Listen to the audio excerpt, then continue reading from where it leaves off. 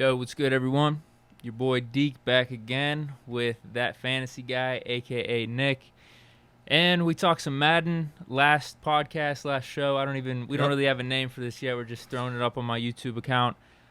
This time we're going to be back to fantasy. We're talking the tight ends. So we're going to run through the top 10. I only went through 10, but my man went through top 20 here. Yeah, man. So he's going to give us some more information deeper into, I guess, the position, and then figuring out, who could be maybe some of the more deep sleepers and give us that type of analysis.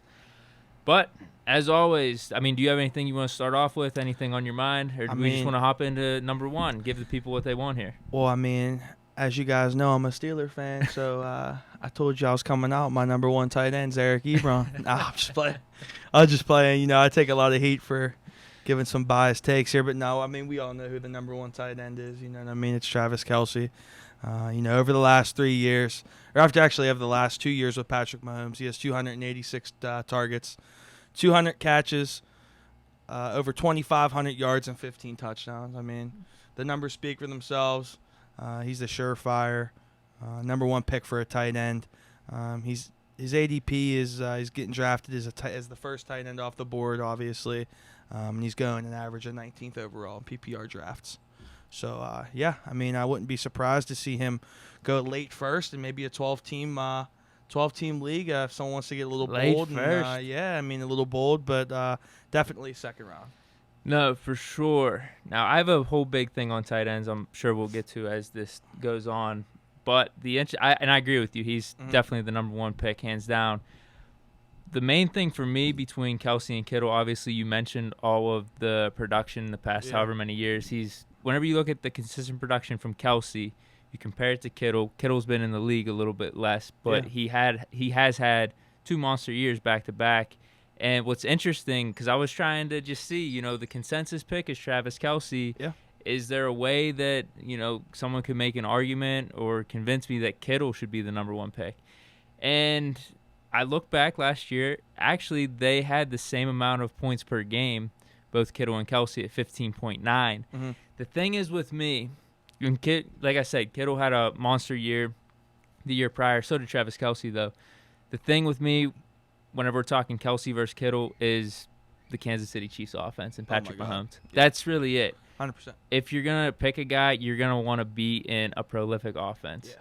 Whenever you were drafting back in the day 4 or 5 years ago and you were considering maybe Demaryius Thomas versus another receiver, you just picked Demaryius Thomas because Peyton Manning's going to be slinging it around out there, throwing over 5,000 yards, whatever, 50 touchdowns. Like, that offense was ridiculous. So that's my thing with Travis Kelce versus George Kittle. I'm simply picking him based off of Mahomes and the Kansas City Chiefs offense. Yeah. I'll take them over the 49ers offense and Jimmy G. That's it. And I guess we both agree on number 2 with George Kittle. Yeah, 100%. Kittle's getting his average draft position is 23, which is still in a 12-team league. That's a second-round pick. I just couldn't see myself personally, no matter my draft position, taking either one of those guys in the first or second round. There's a lot of deep. The tight end position is really deep this year. Yep. There's a lot of breakout candidates, a lot of guys on really good teams. And, the tight end position's evolving. It's not as much as it is blocking anymore. It's more vertical threat. Some of these guys are, almost like receivers. I'm sorry to say, but look at a guy like Eric Ebron. Guy's a vertical threat. He said he considered himself a receiver in college, in high school. And, I'm excited to see what he does this year. But, there's a lot of guys like that. A lot of guys that are can not only get it done blocking, but can get it done in the passing game. And as I said, I just can't see drafting a tight end in the first 2 rounds. You got if you want to do it, if that's your personal preference, go ahead. Yeah, you guys can go ahead and do it. This is all about personal preference. But just to give you a little bit of my thoughts here of why I made that decision or why I'm saying that. Have you always been this way? Because we were talking on the phone a little bit. I've always been anti-drafting tight end early. There was one time I took Gronk, and just because I thought Gronk was like in a league of itself where the tight ends at that time, that was a huge advantage if you were able to get Gronk in the first round. Yeah. Because the next tight end, it was like a cheat code. Yeah, it was. Maybe Kelce was the second tight end, but they would be picking him in the 3rd or 4th round. That's how big of a gap it was to have Gronk. Now, here's the thing here. Like I was saying, the reason I said that Kelce's average for PPR drafts is going 19th overall.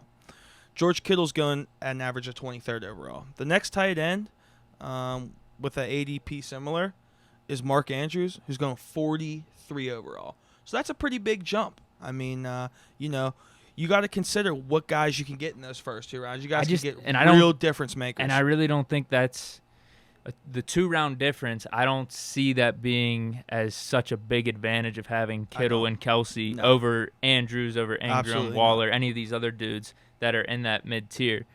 I'm completely with you on that. I'm actually from the mindset, I'm not drafting any of these dudes probably that I'm talking about in the top 10 here. Depending on where their ADP is, I'm going to wait really long to get a tight end. Yeah. Maybe one of these guys in the top 10 slips just because of personal preference or whatever. Someone doesn't like a certain tight end over another, just because I think, any of these tight ends, like from probably the 5 spot, hell, you can even say 3 after those first 2, from 3 all the way down to like the mid-teens. You could see any of them either having only 500 yards and 3 touchdowns, or having over 1,000 yards and like 7 or 8 touchdowns. Tight end. Yeah. So it is a very volatile position in my 100%. opinion, which is why I'm not stressing about picking any of these tight ends early for sure. Like probably, I don't want to speak because I haven't done any mock drafts, but probably not in the top 7 or 8 rounds is what I'm thinking. Yeah. I'm not going to pick a tight end. Yeah. I couldn't see myself drafting, any of these top 10 guys, as you said. Last year I got lucky enough to get Mark Andrews in my league. When did you draft him though? Because I was looking. I honestly can't remember. All right, so I was looking on ESPN 2019 fantasy rankings. They had Mark Andrews ranked at 17th. So you had to have drafted him really late, and it was probably Really if late. you didn't draft him, he might have just went undrafted, and you would have taken a flyer on him as a waiver. Yeah. I looked at 2 others who ended up being a top 5, top 6 tight end last year. Austin Hooper, he was ranked number 9, and Darren Waller was 11. So depending on what type of league you're in, and like I said, what other people are in your league, and based off their personal preference, Waller could have potentially been in the waivers at some point, and same with Austin Hooper. Yeah. The reason I say Hooper, because a lot of people are probably thinking to me, no, there's no way Hooper. I picked him up after week 1 or week 2. Someone dropped him in the waivers, and I got him. He ended up being the number 1 tight end until he got hurt. So that's kind of my point. Like, I think you could get a tight end really late or on the waivers that's going to end up being a top 5 tight end. The cool thing was I traded Odell last year. Fairly, I want to say like early to middle of the year. He wasn't. You were doing done. real good. You were done. I couldn't. I gave up on him. Well, it's my fault for. I thought Odell was. Browns, you know what I mean? Well, but dude, that was a good pick, dude. I thought he was gonna have a big year. But no, I traded him for like Josh Jacobs and a couple other pieces. I got a really good deal, and then the guy actually had a surplus of tight ends, and he ended up dropping Hooper, and I put in the waiver claim, picked him up. I had number 1, so I actually got a steal. Because not only did I get, Josh Jacobs and the other pieces I have, but I got to pick up Austin Hooper. Yeah, because once you get through the bye week Yeah. and you feel like you have a solid tight end, there's really not too much reason to have 2 tight ends on your roster. I mean, sometimes I think for me, I would typically only have 1 tight end on my roster, unless I was able to scoop someone up and thought I could flip them down the line just because I thought they had that talent and opportunity. But never to really think that I'm drafting this tight end and I'm going to be, or picking up this tight end thinking that I'm going to start him over the guy that I got that I feel most comfortable with. Only for trade value is where I would have the second 100%. tight end. You know what I mean? 100%. But yeah, I mean, that's what I mean, dude. It's, if you're in a 10-team league, we're listing off these 10 guys, and then we're going to get into 11 to 20. Those 11 to 20 can very well be in that top 10 very easily. 100%. And like I said, a lot of them will probably be on the waiver wires throughout seasons, just because of there's only 1 tight end spot, unless you're doing a flex thing, which I don't see much value in that. I'd rather have a receiver or running back in as my flex. So, yeah, tight end's a weird position for sure. Now 3. What do you think for 3? So we had Kelce, Kittle. For 3, I had Mark Andrews. Mm-hmm. Just a top 4 fantasy tight end last year. Not only that, he's Lamar Jackson's go-to guy. Not even just tight end. He's the go-to receiver on that team. Yep. He had 2 years there. No one on the Ravens caught more than him. He had 116 targets, 64.7% catch rate, averaging over 10 yards a target, and a TD an average of 7.5 catches from Jackson. His role became much greater as, Lamar got to trust him and play with him a little bit. And I could only just see him picking up from there. And I really think that he could. I don't want to say he's going to exceed Kelce just based on that offense. But as the Ravens have a very, very lethal offense. And I could definitely see Mark Andrews finishing as a top 2 tight end this year, 100%. I have him at 4, and I'm good with you putting him at 3. I'm not really going to have an argument there because it's only one spot difference. I think for him, they lose Hayden Hurst, so he's going to get some extra yards there potentially. There's really no competition, and I like that. That's a throw-first offense too. I've mentioned that with the running backs, and for tight ends too. There's some scenarios where you have 2 tight ends per team that are legitimate threats. I'll take the tight end that has no other player that's by him that could be competing for snaps or playing time, and that's what Andrews has right now. And yeah, dude, 10 touchdowns last year. The yards, what were his yards? His yards were 800 something.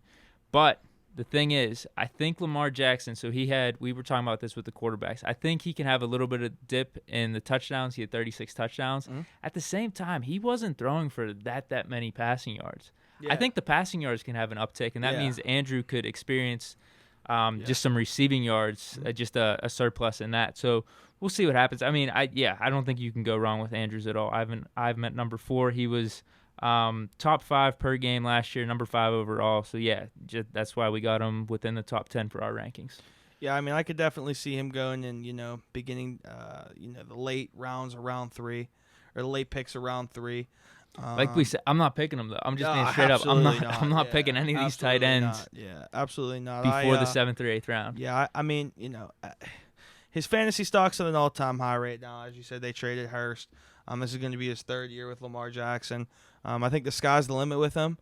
I'm excited to see his year this year. Who do you have before? Oh, so he was my 4. My 3 is Waller. Okay. Dude, wow. I was going back and forth with this one, but I think the talent is just gonna play out. I think he's talented. I think he's we talked about with Andrews. I think he's the number 1 pass catcher for the Oakland Raiders right now. 100%. Could Ruggs become that as the season plays out? But rookie, all that type of shit with COVID. Darren Waller last year, number 5 per game, number 3 overall. The reason I was gonna have him a little bit lower. Just a little bit worried about them picking up Jason Witten. But at the same time, I am just banking on his talent. I think his talent is there, and that's just going to play out. He's a favorite target of Derek Carr for sure. What was his receptions? I didn't write this down. His receptions were over 90 last year, dude. He had a really monster year. And I just don't see that going away. He had the one good year, obviously, because he was bouncing around the league early in his career, but I think this is going to be more of a trend for his career as opposed to just one outlier season. I think the talent speaks for itself. They were talking about him on Hard Knocks last year and hey, you should watch out for him, and he definitely proved that to be true. Yeah, he had, at least 12 90 PPR, receptions. He had at least 12 PPR points in 9 games last year. Averaged 13.4 PPR points a game for the season. I think, floor low on a week-to-week basis. He's going to get the targets. I expect him to take a little bit of a step back. Maybe not as big of a step back as some might think. But as you said, with the additions of Henry Ruggs, Brian Edwards, and Jason Witten, that's the worrisome thing. I'm not really worried as much about Edwards. And I had him at 5, Darren Waller. And I think, if anything, dude, Ruggs will help. Because what are their other threats there, really, outside of Waller? Yeah. I think it's who is it? Williams? Tyro Williams is their number 1 receiver? Williams. Yeah, dude. So I don't think that's really going to hurt. I think it goes back to the whole thing I was talking about, the Chiefs and having a prolific offense. I think, adding Ruggs is just going to help. Because I could see the concern of, he's going to take away targets. But, I think if the offense can actually just get better and take a step up, that'll help first. But yeah, I'm going based off talent, like I said, and just I'm not picking them like we're talking about. I'm not picking them in an early round, but if you're gonna rank them like this, I'm gonna have him 3. Yeah, 100%. All right, so that's 3. Well, who's your 4 then? So my 4, I had Zach Ertz. He's one of the top tight ends in the NFL in fantasy. I think he's gonna have another big year in 2020. He's one of the 4 tight ends to average at least 14 PPR points per game. along with Kelce, Kittle, and Austin Hooper last year. It's his 3rd year in a row putting up those kind of numbers, and I'm sure he's going to have another year like that. Kelce and Kittle might have distanced themselves from Ertz a little bit, but he's still one of the best players at the position. And, any guy in these top 5 has the making to be a number 1 tight end for the year. But as we keep saying again and again and again, we are not picking these guys. Like, I'm gonna keep saying it until you guys get it. Like we can pump up these guys and say I'm gonna pump them up and talk them up. But like, I'm not picking them. No, definitely not. I'm a little different on my stance with Ertz than you. I got him all the way down at 7, dude. Main thing is Dallas go. I don't know how to pronounce it. Dallas go dare. Goddard. He concerns me a little bit. He's talented, dude. He's talented. And that's the only thing. Could he be taking some of the share from Ertz? And actually, could Ertz have the same exact year next year? Yes. I actually think he could. He definitely could. He's a target favorite for Carson Wentz. At the same time, I think that's probably his upside right there. I think he's a little capped because of Goddard being there. And, just him potentially taking some of – I'm not going to say snaps because they could be on the field at the same time, but just some of those targets where his upside is capped a little bit. The guys that I have above him, the only reason I have them above Ertz is just I think their upside is greater. Ertz's floor might be better just because of you've seen it year in and year out, and you know what you're getting from Zach Ertz as long as he can stay healthy. Absolutely. At the same time, I just think his upside's a little bit capped with Goddard being there. But so that's about it. I mean, I don't have really anything against him. If you want to pick him and you have a good feeling about Ertz this year, that's fine. I just don't really see the upside over the guys that I have ahead of him, like Andrews, and then my 5 and my 6 guy. Yeah. So does that bring us to 5? Or is it, that was your 4? Ertz? Yeah, that was my 4. So my 5 was Darren Waller. Okay. So, yeah. My 5, Evan Ingram, dude. Wow. Okay. Yeah, I had him at 6, so we're not too far off. No, not at all. So if you look at his stats last year, if you double him, I don't know if I said it on this podcast or if I said this with Moats, but if you double his stats last year, because he only played 8 games, he'd have 88 receptions, 934 yards, and 6 touchdowns. Wow. With a quarterback situation, because he went off this first week with Eli Manning. I mean, you could say a quarterback situation that wasn't completely optimal because they're switching from Manning to Jones. Now you're having Jones in his full second season, and I think only is going to get better.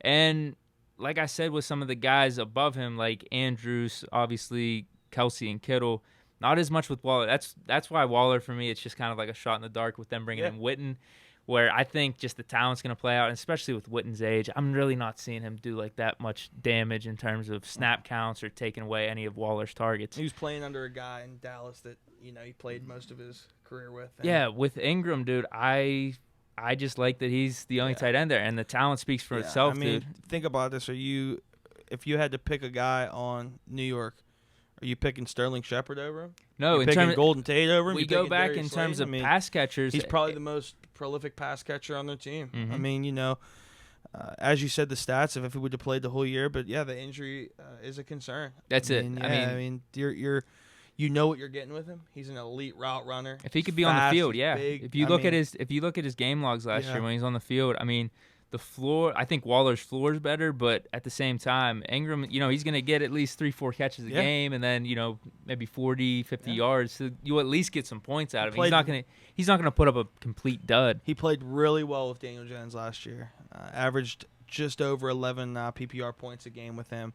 That's his first time ever. Yeah, he was number 7 in points per game last year. Yeah, I think that he has the chance to be a real elite tight end this year. All right, so that's my 5. Who's your 5? My 5 was Darren Waller. My 6 was Evan Ingram. Who's your 6? Okay, yeah. So we're not off here. I think Ertz was the thing that really threw us off. Where I have Ertz at 7. You have him up at where was it, 4? Yeah. Because I have 6. I have Gronk, dude.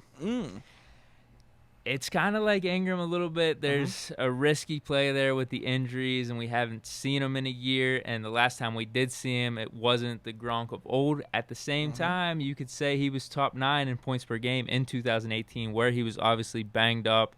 And I don't want to say the end of his career because now he's back, but you could tell that he just wasn't right in that 2018 season. He has Brady. We know that connection's there, and we know healthy. Exactly. If he's healthy, skinnier. And I'm not concerned about the Howard and Brate thing because we've seen what he was able to do whenever they would put 2 tight ends out there. Whenever Hernandez was up there with the Patriots, both of them were actually. I don't know what Hernandez was. He might have been a top 12 or top 10 tight end at the time, but dude, Gronk was just beasting. So I'm not really worried about O.J. Howard because, one, he could still put up numbers even if Brady does get some targets to Howard.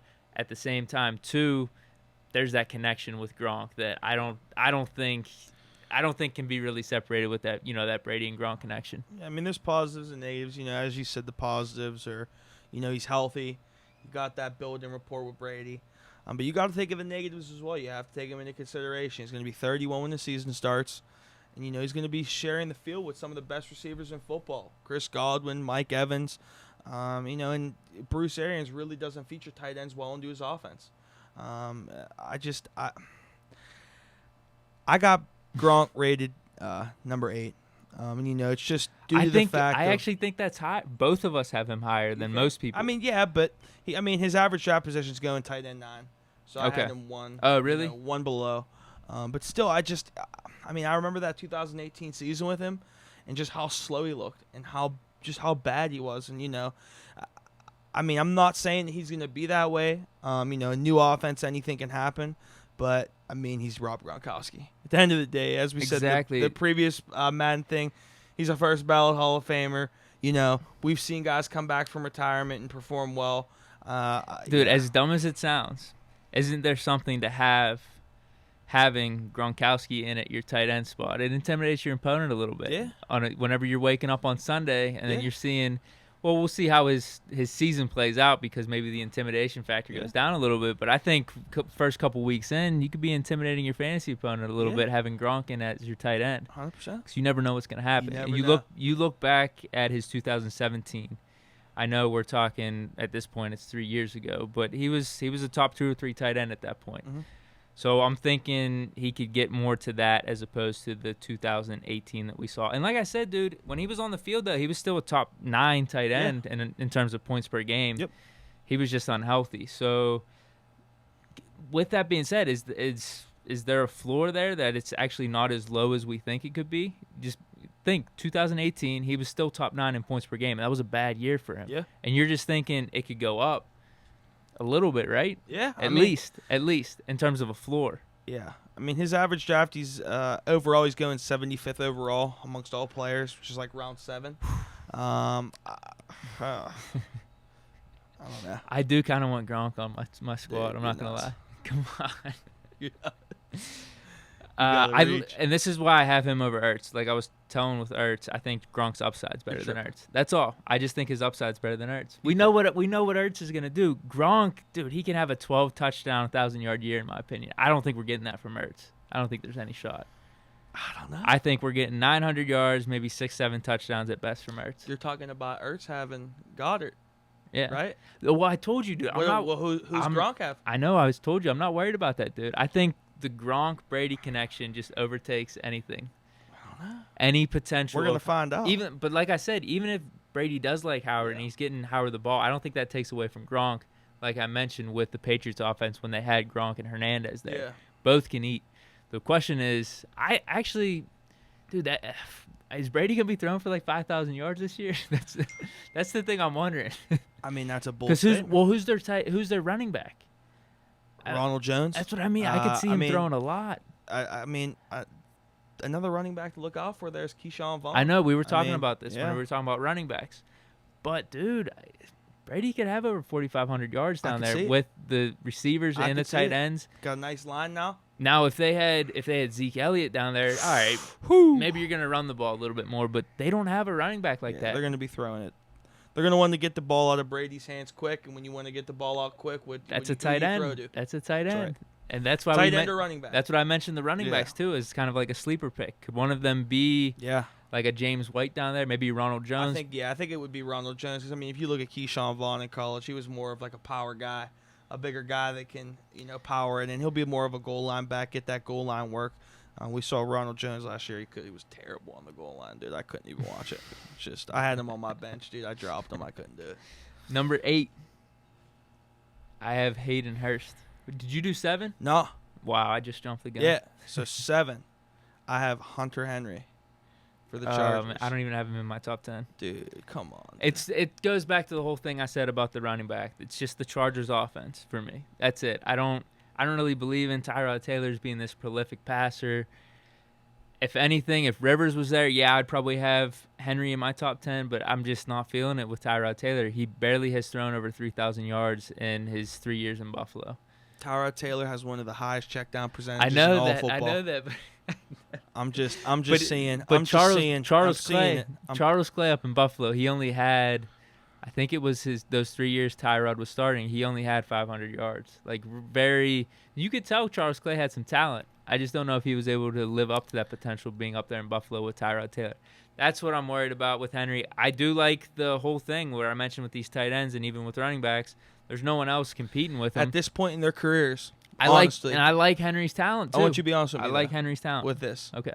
At this point in their careers, okay, would you rather have Phillip Rivers or Tyro Taylor? I'd rather have Phillip still. In terms of a fantasy standpoint, for sure. And in real life, too. And in real life. I mean, dude, I just don't see much of a difference with them. What do you mean, for fantasy or both? Both. They've both never won anything.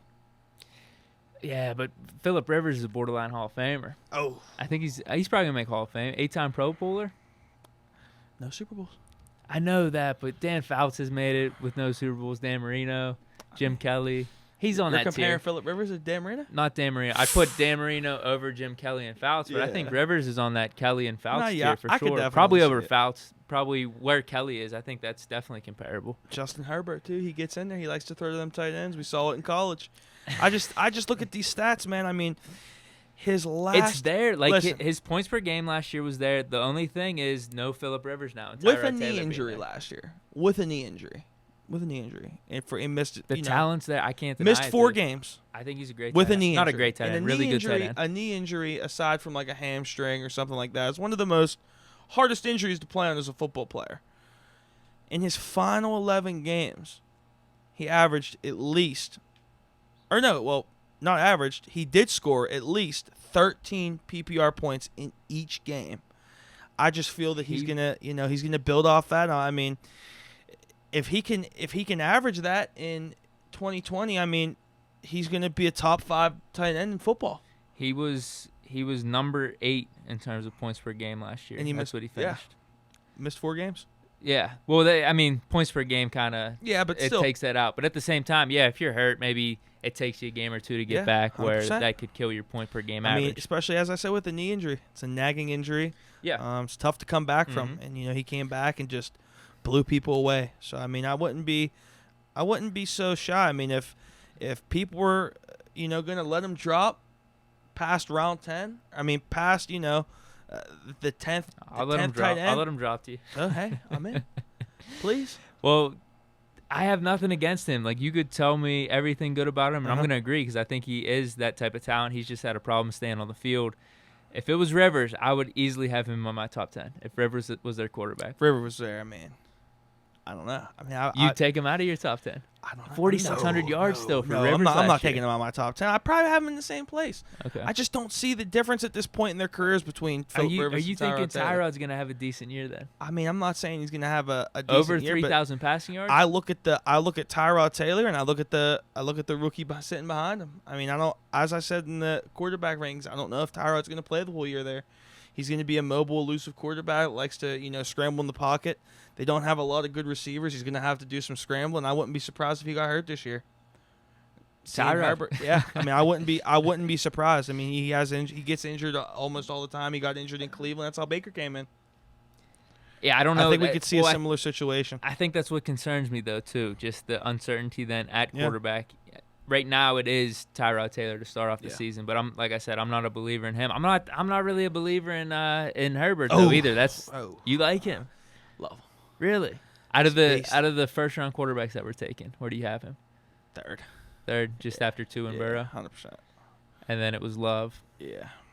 Which We both agree that was a bad choice by the Packers. Help Rodgers out. Come on. I think Jacob Eason's going to be a better quarterback from Washington. Long term. With the Colts. Yep. He might gets a chance to learn. He has a similar style to Phillip Rivers. They're in similar opportunities. Yep. I think Rodgers is going to last longer in the NFL than Rivers. But if I'm Justin Herbert, you want to learn from Tyro Taylor, you want to learn from Phillip Rivers. 100%. So you had Ertz at 7. Ertz at right? 7. And then 8, Hayden Hurst. Okay. And Wow. I like this just based off talent and opportunity. Yeah. Austin Hoover down there was a 2-time Pro Bowler. Now they seem pretty good and okay with getting rid of him and bringing in Hayden Hurst. So I just think all that production is going to go to him. Hooper was easily the number 1 tight end until he got hurt last year. And we know Matt Ryan's going to be throwing for over 4,000 yards. Yeah. He likes to utilize the tight end like that.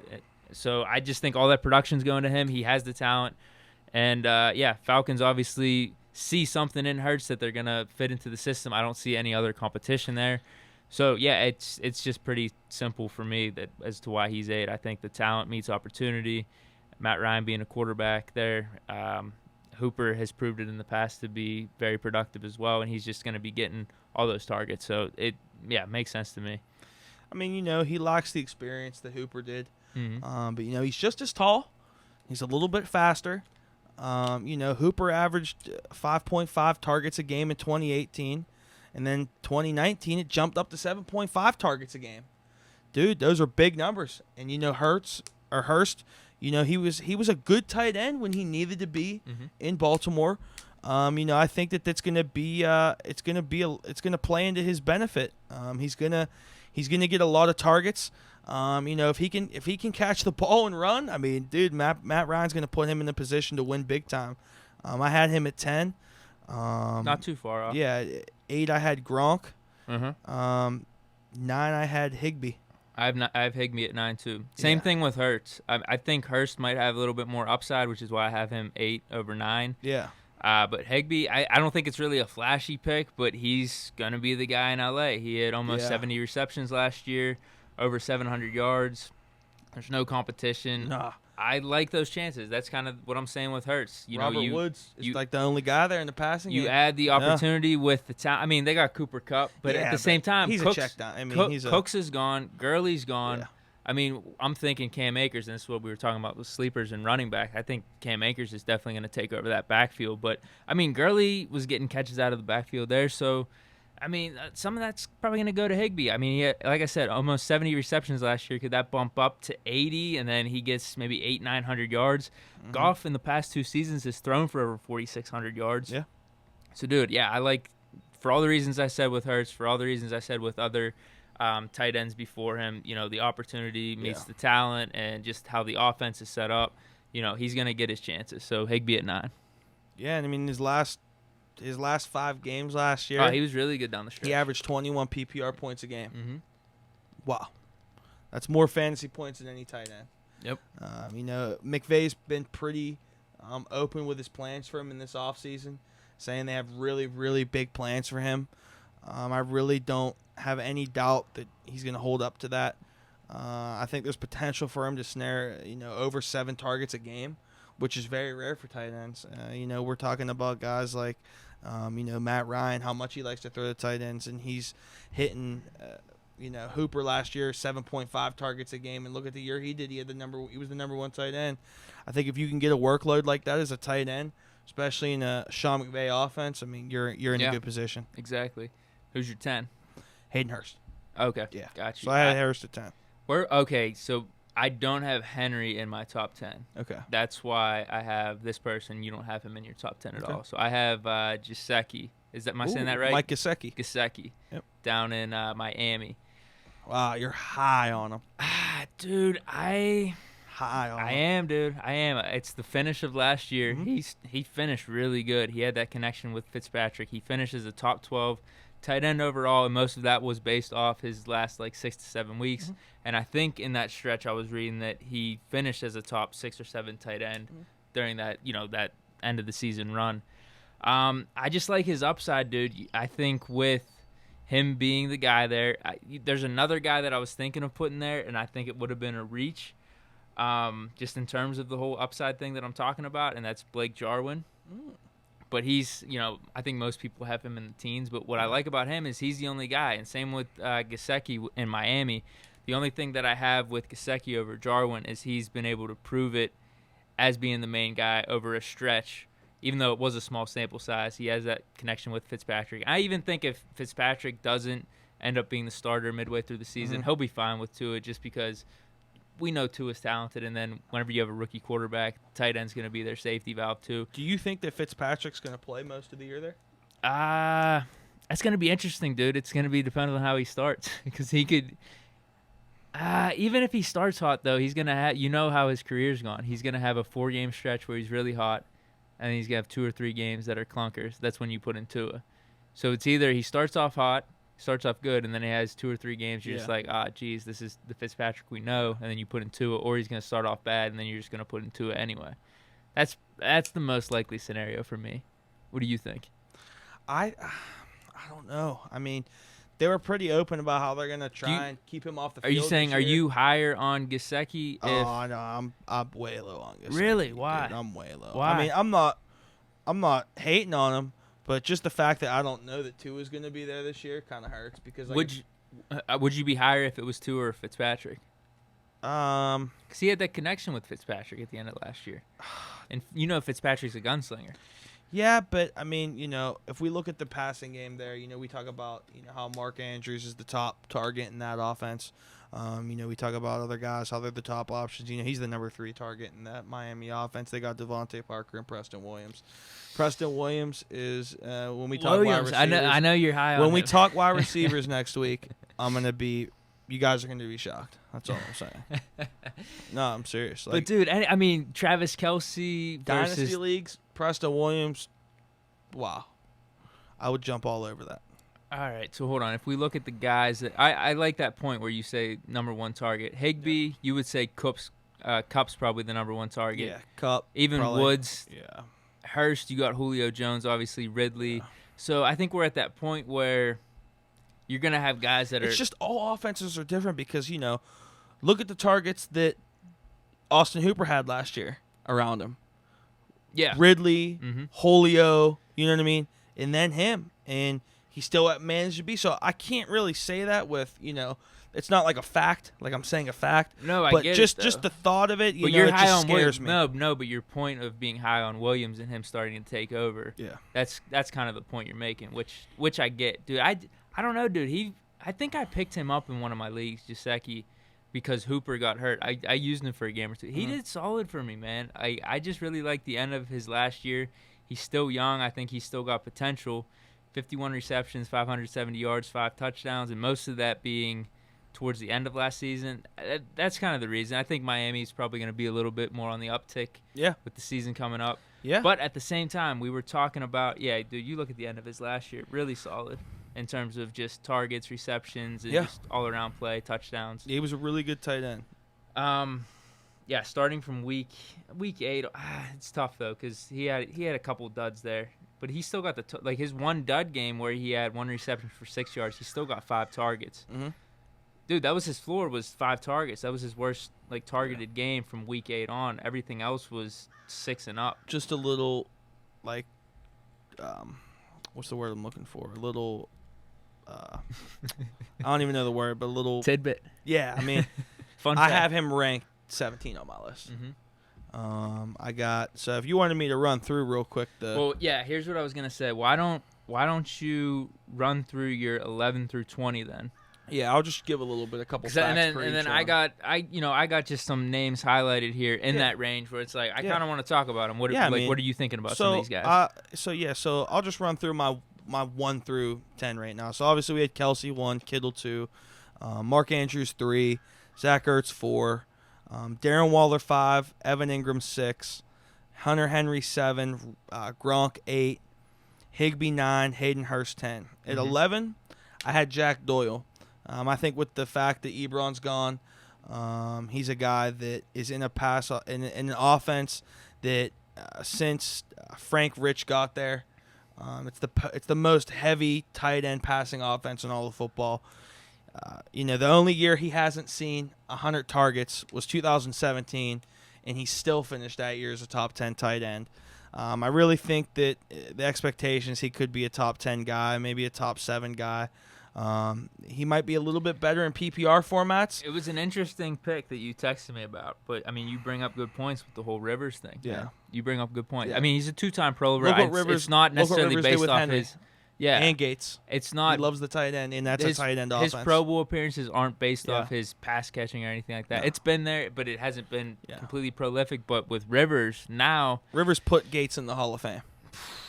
You might be onto something there. It could be a good point, man. It could be a good point. Could be a nice sleeper pick. I'm not opposed to that at all. And here's the thing. Any name that you throw out here, I probably have like 6 or 7 names in this 11 to 20 range that I just have listed as like, hey, this could go well or it could not. I mean, this goes back to what we were saying about just the tight end position. You saw what I could see any of these dudes finishing top 3 or 5. They did pull in Trey Burton though. Who, the Colts? Yeah. Okay. But we saw what Trey Burton did in Chicago. He has underperformed his career. But yes, sucks. Terrible. I fear nothing with Trey Burton. I think he's probably the worst tight end in football. Wow. Yeah. Wow, that's bold. He can't block. I mean, he has problems catching. I mean, he drops passes in the red zone. He had a decent run with Philly, right? But it wasn't him being the main tight end. That's why people were high on him in Chicago, because they thought he was going to be living up to some potential that was untapped in Philly. I'm out. Okay. I'm out on Trey Burton. So that was 11. I don't blame you. Number 12, I had little bias here. Eric Ebron. Not opposed. He's ranked as for his ADP, as far as ADP goes, he's ranked the 19th. He's going an average of 147th overall, which is pretty high. So I mean, this is a giant sleeper pick. I mean, we've never seen a tight end like that in a Ben Roethlisberger offense. With Darius Green. But we saw what the Darius Green did. Yeah. Really productive. The offense looks sweet with Darius Green there. I just think that,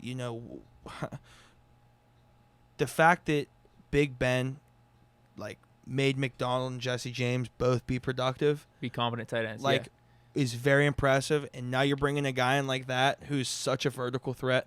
I haven't seen someone like that. I was very high on Ebron even in college when he was with the Colts. Same. I mean, he was a guy that I had on most of all my fantasy teams throughout the past couple years. Banged up and just not really, just situations he hasn't been able to live up to it outside of the 1 year we had 13 touchdowns 2 years ago. Yeah. Which is, now you're just hoping that's repeatable in Pittsburgh. And it seems like he's a big fan of Big Ben. He's wanted to be here. You could argue, he's probably getting paid the most. Maybe we offered him the best contract, but I don't know. I think there's something to that where he's talking about, I've seen Big Ben. I've always wanted to play with him, and I thought it'd be a good match. Just going back on what I said about Mcdonald and Jesse James, I just pulled up a stat here. Back in 2018, our tight ends, Mcdonald and Jesse James, both combined for 111 targets, 80 receptions, 1,033 yards, and 6 touchdowns. It's pretty good numbers. The one thing maybe people would push back on with Ebron is Mcdonald going to be taking a portion of that? Are they going to be on the field at the same time? Like that type of stuff. But I think Ebron's for sure the guy. I don't think there's a question. Even if you bring in 2 tight end sets, who you think is going to get open first, Ebron or McDonald? I think Ebron. I think McDonald is his specialty is more blocking, but we saw that 2018 season was pretty solid for him in terms of catching. Like, what did he have? It was 50 receptions, over 600 yards. A lot of people had him in the top 10 last year. Do you remember that? Yeah. And he flopped. I mean, I think a big portion of that was because Ben got hurt. But yeah, dude, like if you can get maybe 70 to 80% of that tight end production that you were talking about that was going to James and McDonald, going to Ebron now, it's going to be solid. It's going to be really solid. And I think just how the offense is playing out, no AB being there, I think it's up in the air who gets the most targets. Yeah. Deontay, Juju, you're thinking those two are going to ball out. And I definitely think they both are. It just goes like who's going to be Ben's favorite target this year? It's going to be a whole new offense. The only familiarity he has really is Juju. You could say James Washington, but he only played at the end of that 2018 season when AB was like sitting out against the Bengals. Like, he didn't get too much run with the Steelers offense. Yeah. So his most familiarity is Juju. I guess you could say Vance, but now we're bringing in Ebron. It's like it's such a different offensive scenario where, man, who could be the front runner for the targets with Ben? Could it be Ebron? I mean, you know he likes those like bigger targets. What do you guys think? Ebron, Mcdonald. Who's going to lead the Steelers in tight end yards? It's easily Ebron. Easily Ebron. You think? Oh, easily. Yeah, easily Ebron. All right. I don't think it's a question. So, that was 12. At my 13 spot, I know that we got a lot of Saints fans here wondering, where's Jared Cook? Dude, what are you talking about here? Are you dumb? Jared Cook. I just think the fact that, now I have him at my 13, but I just think that the fact that they added, Emmanuel Sanders in that offense along with Michael Thomas, Alvin Kamara, Latavius Murray, they run a lot of 2 running back sets. I just think it's scary for me to draft Jared Cook.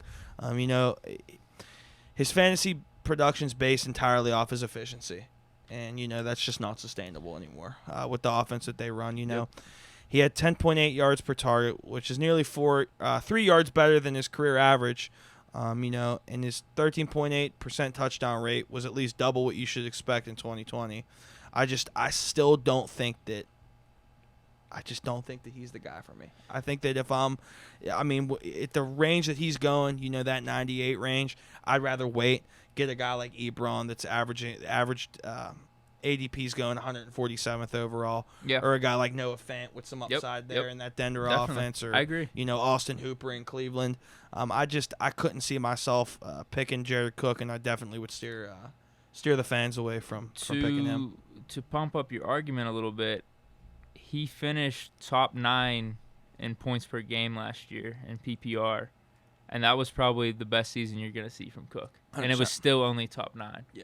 So I don't think his upside is there. I think if anything, his season this year is going to be a little bit of a downturn when you compare it to last year. So yeah, dude, it's one of those things. He's in a good system, but there's a lot of targets to go around there. Yeah. And not only that, like I said, I think last year was his best year there. Dude, it's just like, along with that whole thing, it's just like, dude, Drew Brees ain't no young guy no more. And I'm not saying that Drew Brees ain't a good quarterback. He's a Hall of Famer. He's a beast. But, dude, say he goes down. Who's the backup? Jameis. I think that might actually help him. You think? Oh, yeah, I forgot. Dude, I'm dumb. Dude, I completely forgot that he went there. Yeah. Wow. I thought it was some are even high on Hill garbage. You're not high on him. I mean, he's a good utility player, not a good quarterback. If he was a good quarterback, they wouldn't have got Jameis. I saw his. Oh man, what was it? It was that throw in the. Was it the divisional game? Am I wrong on that? Versus the Vikings, where he threw that bomb up. That was so completely underthrown. You remember that? Yeah. People were really high on it. It was a 50-yard pass. I mean, we'll see with him. I think there's an argument where it's the new age of quarterbacks, and he brings that multi-dimensional factor to it. But at the same time, you're right. Wouldn't have happened by now? Yeah. I don't know. I think, is there a reason they're bringing in Jameis to where, hey, if Jameis proves he can fit in this system and we like what we see here, maybe he could be the guy in the future. Yeah. If you were that set on Hill, why bring in Jameis? I 100%. Like that point you brought up. 100%. All right, so what number are we at now? So that was 13. 14, I had Noah Fant. It's a risky pick. I was going to have him in my top 10. It's a risky pick, though. And let me explain why. I maybe should have him over Gesicki. I don't know. Now, let me explain. I was going to have him as 7 or 8 for me. But let me explain to you why. Think about the guys that they brought in. Jerry Jeudy, KJ Hamler, Albert. They already have Sutton. I'm going to try. I can't even do it. I can't even pronounce his last name. I don't want to be disrespectful, but another guy they brought in. Cortland Sutton. He can play a prominent role in this offense, but with all those the target share with all those other receivers, it just scares me. Saw him. The thing I didn't like was Boomer bust. Yeah, we saw him have some big games. He had 3 games with at least 11 PPR points, but still, that's just highly disappointing to have only 3 games like that. The athleticism, the speed, it definitely helps his draft stock. But yeah, I don't know. Risky. It's risky. Risky. It's a boomer bust. He could finish top 5, he could finish bottom. Depending on where's his ADP, where's he going? He's averaging the 13th tight end selected. I could live with PPR that, leagues, and he's going 112th overall. I could live with that. I'd rather have him. I'd rather take the risk on him than Cook. Exactly. If I'm picking, you know what I mean? I'd rather just pick him over any of those dudes that are going above him. Yeah. At that point, when'd you say? He's going average of. Did you say 13th round? Yeah, the 13th tight end overall. 13th tight end. Yeah, what round will that be then? That's maybe 10th round? 112 overall, so. 10th round, yeah. Yeah. If it's a 10-team league. Yeah. Dude, I think that's a good value pick. I think you combine him and then maybe scoop another tight end that maybe has a better floor, like maybe Jack Doyle or something like that later. Because I don't think his ADP is where you have him, right? People are lower on Doyle. Yeah, Jack Doyle's going 140, averaging 149th overall. The 18th Dude, I don't know. Selected. Just even like two tight, like if you can just combine Fant with another tight end. This is why I'm saying I'm not picking a tight end early. No. Now, me coming on, your show and talking about this, all my friends are going to watch this.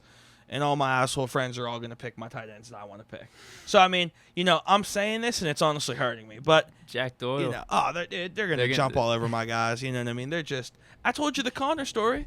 I picked Bell. They picked Connor, and he's like a 7th-round pick. You pick him in, like, the 3rd round. I mean, dude, it's ridiculous. They just love to screw me because I'm the best, and they know it. But I'm okay. I can live with that. Did I ever say – there's been a couple times I've had to pick Big Ben in, like, the 2nd round. Really? I swear. Dude. You did it in our league, dude. I think I did. Just because, like I said, I know my friends and the people that know me, they're assholes. They're going to pick them. Dude. They're going to pick them and then make me trade for them. Dude. Like, just trade too much. So I got to pick them early. You didn't. It paid off that one year. He had, like, that 500-yard game we were watching. Well, dude. Monies, remember? Oh, yeah. Dude. Remember that versus the Ravens? Dude, well, there's that. And I'm trying to think. I forget what year that was. I don't know. But, I mean, dude, I had all 4 at one point. Because I had Ben, I had Martavis, I had Bell and Brown. Because like I remember you drafted Bell because I had Ben, and I had AB coming off because we did it was a 2-quarterback league. Yeah, it was 2 and we had a 1-player keeper. I kept Ben because I asked the dude that had the first pick. I'm like, who would you take because I forget who I was. I think it was between I think I had Ben and Bell maybe. I had 2 Steelers I wanted to keep, but I could only keep 1. So 2-quarterback league, obviously quarterback value is a little more. So I'm like, if I drop one of these, because I think a lot of people are keeping quarterbacks. So I'm like, what are you thinking with the first pick? Like, if I drop Ben, you think you would take him? He told me straight up, he's like, yeah, I would. So I was like, all right, I'm keeping Ben.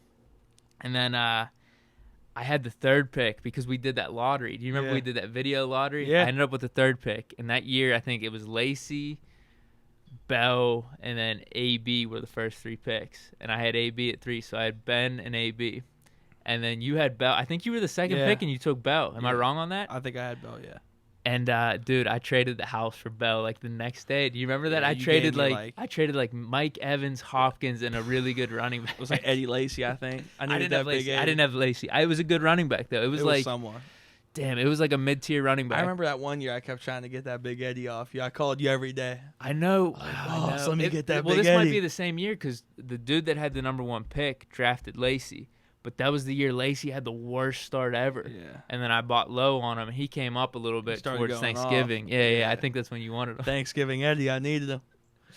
I tried getting him for Thanksgiving Day. You just wouldn't budge. I apologize for the sidetrack stories there, but I hope you guys appreciate it. Because do you ever hear the thing like that no one actually really cares about your fantasy team as much as you? Yeah. Because people in fantasy, we talk about our great teams and shit, and like, oh, I made this trade. Everyone's guilty of it. I know, but it's like the person you're talking to. It's like I know how it is. I really don't care, dude. It's fantasy what football. it is, yeah, dude. Maybe these guys would appreciate it though. Maybe it just gives a little inside scoop of how I operate in fantasy, like where. I'm giving you these rankings. I'm trying to stay objective. The heart plays into it a lot for me, though. Still. The heart plays into it a lot for both of us. Yeah. You know what I mean? But because I think you got like the players you got. Like I feel like you want to have fun on Sunday. Like I have more fun on Sunday if I got Ben on my squad. I'm rooting for him for fantasy and for the Steelers. That's just how it is. When you're watching Red Zone on the 75-inch, every player's your favorite. So I mean, as long as he's on my team, the money team. He's my favorite player. That's all I got to say. Dude, all right. So what number was that so for that you? was it, 14. Do you want to just list? I'm going to because at 14, 15. I mean, these guys are gonna. And then because I was gonna say we could talk about maybe one or two of them. So I mean, I had Austin Hooper at 15. Just the reason he dropped after his number 1 season, just going to that crap Browns team. Yeah, exactly, dude. That's it. It's just because you look at the tight ends that have been there, nothing's happened. So nothing. You're thinking maybe I think the saving grace is Vikings dude coming over. Mm-hmm.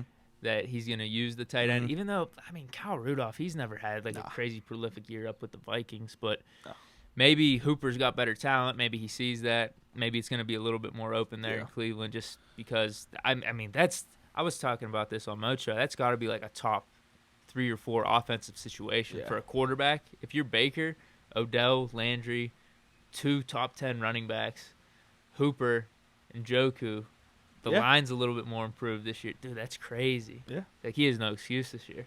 Yeah. I mean, dude, this is the make or break year for him. But, yeah, I had Hooper at 15. 16, I had T.J. Hawkinson. We saw – upside. I mean, Stafford was hurt almost all last year. Hurt his back. I think it's going to be exciting to see what he can do. 17, I had Gesicki. 18, I had Jonnu Smith for Tennessee. Yeah. 19 was a little sleeper. Chris Herndon from the Jets. Yeah. I think he could have a big year. I think he's a big sleeper. And then 20 to cap it off, I had Blake Jarwin.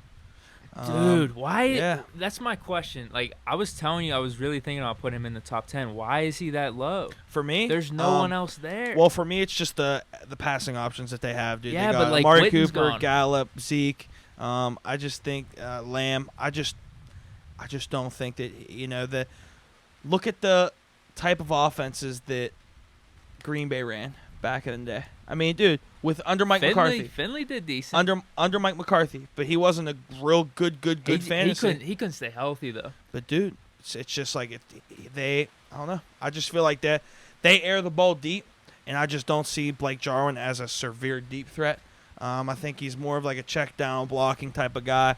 I think that the passing offense that Dak's going to be throwing to is obviously those receivers that are just going to be just eating everything up.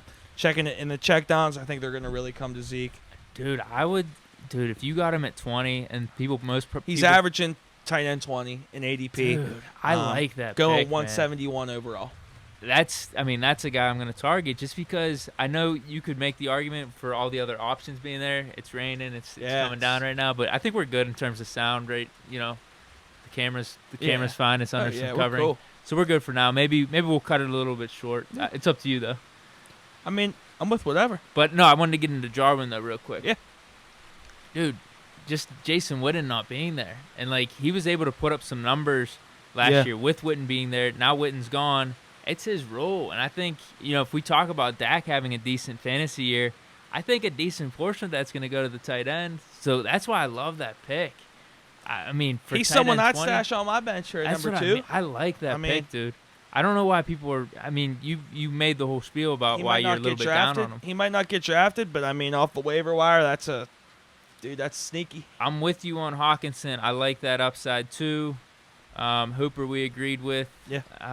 Ebron, sleeper too. I think that's kind of it for. Is there anything else I'm missing there? No. I was looking. They got this dude up in Green Bay. Some people have him like as kind of like a sleeper. Like, is their new starting tight end? I know who you're talking about. Is there anything there? I don't know. I mean, offensive coordinator there. I don't know. I think that I just don't like that. I just don't like Green Bay this year. I told you early. I mean, they're one of my favorite quarterbacks, one of my favorite running backs, Aaron Jones, but I just don't like Green Bay at all this year. I mean, any Green Bay tight end, no matter if it's, whatever his name is, I think he's going to be on the waiver wire. I couldn't see him getting picked above any of the guys on my list. I'm looking it up here. Yeah. Hold on. Here we go. Is Greg Olsen a sleeper pick? Could be. I had him ranked 21. The problem is having Disley up there, too. Yeah. That's I had the him problem. ranked. Or no, I'm sorry. I didn't have him ranked 21. I had him ranked in my real late. Sternberger. Jace Sternberger. Sternberger. I'm out on it. there's nothing you can go off him in the past that you're, because I actually literally don't think he has any stats on his Pro Football Reference page. So I think that's about it, dude. I mean, the rain's coming down. You want to rifle off your top 10? Oh yeah, we could rifle them off. I did kind of want to talk bull, but do we want to do that tomorrow then? We can cut it and just see if it slows down for a little bit. Yeah, we could just make that its own segment maybe then. All right, cool. Yeah, because we both, I think anyone that has an Instagram account or Twitter account that pays attention to sports saw Bull's debut with the Nuggets. Dude. All right, let me look up Sternberger, though, real quick. I don't think he has any stats. I'll rifle off my top 20 while you do it. All right. So I had... Go 20. I'm going to go 21. Yeah. So I had Blake Jarwin at 20. Chris Herndon at 19. Jonnu Smith at 18. Mike Gesicki at 17. TJ Hawkinson at 16. Austin Hooper at 15. Noah Fant at 14. Jared Cook at 13. Eric Ebron at 12. Jack Doyle at 11. Hayden Hurst at 10. Tyler Higbee at 9. Rob Gronkowski at 8. Hunter Henry at 7. Evan Ingram at 6. Darren Waller at 5. Zach Ertz at 4. Mark Andrews at 3. George Kittle at 2. And then Travis Kelce at 1. All right, at 10, I got Gesicki. Number 9, Higbee. 8, Hurst. 7, Zach Ertz. 6, Gronk. 5, Evan Ingram. 4, Mark Andrews. 3, Darren Waller. 2, George Kittle. And 1, Travis Kelce. So that is our tight end rankings. I hope you guys enjoyed. I hope this helps you. Follow us, subscribe. Because here's the thing. I think, if anything, if you're going to listen to us about the whole tight end rankings, or even just rankings in general, I think you could learn most from strategy as opposed to where the rankings are. We gave you our top 10, but at the same time, we literally said we're not taking a tight end. And I like Jarwin. Like, I really do. Like, I might try to get like him, maybe combine him with Fant. Yeah. And then it's like I got these 2 high upside dudes, and maybe some of the other tight ends that are in that mix between 11 and 20 aren't drafted. They're on the waiver wire. They start to have a hot week or two, and then you could pick them up on the waiver wire. Like I said, Hooper last year, we've seen it with Darren Waller. We see it with Mark Andrews. We've seen it many times in the past where you could pick up top 3 tight ends on the waiver wire really late in your draft. So that's what I'm thinking. I just think that's where the value is. Yeah, that's about it, man. We want to wrap it up, or the rain's slowing down. The rain's slowing down a little bit. Yeah,